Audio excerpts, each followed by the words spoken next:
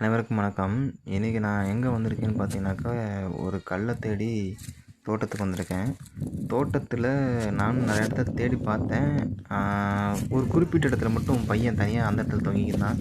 எனக்கு கொஞ்சம் பயம், உள்ள எதுவும் பாம்பு கீம்பு தேள் கீழ் இருந்து போட்டுச்சுன்னா போச்சு அப்படின்ட்டு கொஞ்சம் எனக்கு பயம் இருந்துச்சு.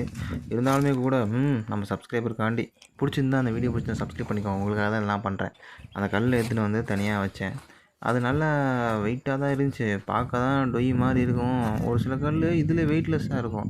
எனக்கு தெரிஞ்சு இந்த கல் தான், இந்த சுண்ணாம்பு கல் தான் கொஞ்சம் அதிக வெயிட்டாக இருந்துச்சு நான் பார்த்ததுல. ஏன் சைஸ் பெருசாக இருக்கனால வெயிட்டாக இருக்கும் போல, இல்லைனா டொக்குன்னு இருக்கும் ஒரு சில கல்லெலாம். இருங்க அழுத்தி காட்டுறேன் எப்படி சுண்ணாம்பு கல்லுன்னு சொல்கிறோம் அப்படின்ட்டு. இங்கே பாருங்கள், லைட்டாக தெரியுது. இல்லை சரியாக தெரில, ஒரு நிமிஷம் இருங்க. நான் உங்களுக்கு நல்லா இதை மழை பெஞ்சனால இதெல்லாம் வந்து தண்ணியோட போயிடுச்சு போல். இது நல்லா உங்களுக்கு நச்சு அதை பொடி மாதிரி ஒரு பவுட்ரு மாதிரி ஒன்று வரும். இருங்க காட்டுறேன்.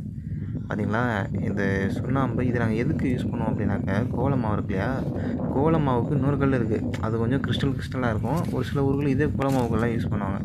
அந்த கிறிஸ்டல் கல் கூட நச்சு நல்லா இரும்பு உரலோ ஏதோ ஒன்று வச்சு நச்சு நல்லா அதை உரசி இன்னும் எக்ஸ்ட்ரா அந்த கோல மாவு நல்லா டார்க்காக ஒயிட்டாக இந்த மாதிரி ஒயிட்டாக தெரியறதுக்காக இந்த கல்லையும் சேர்த்து சலித்து யூஸ் பண்ணுவோம். Thank you friends.